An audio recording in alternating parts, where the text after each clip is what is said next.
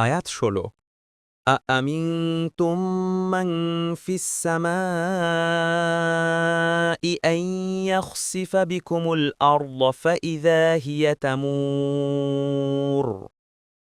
অনুবাদ তোমরা কি এ থেকে নির্ভয় হয়েছ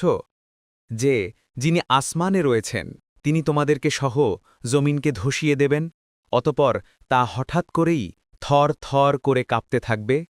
তাফসির ১ নং ফুটনোটের বিবরণ এর দ্বারা কথা বোঝায় যে আল্লাহ উপরে থাকেন এর সপক্ষে হাজারেরও বেশি দলিল প্রমাণাদি রয়েছে মুয়াবিয়া ইবনে হাকাম আসসুলামি বলেন আমি রসুল্লাহ সাল্লাল্লাহু আলাইহি ওয়াসাল্লামের কাছে এসে বললাম হে আল্লাহর রসুল আমি এক দাসীকে খুব জোরে চড় মেরেছি রসুল্লাহ সাল্লাল্লাহু আলাইহি ওয়াসাল্লাম কাজটাকে নেহায়েত বড় অন্যায় হয়েছে বলে প্রকাশ করলেন তখন আমি বললাম হে আল্লাহর রসুল আমি কি তাকে স্বাধীন করে দেব না রসুল্লাহ সাল্লাল্লাহু আলাইহি ওয়াসাল্লাম বললেন তাকে আমার কাছে নিয়ে এসো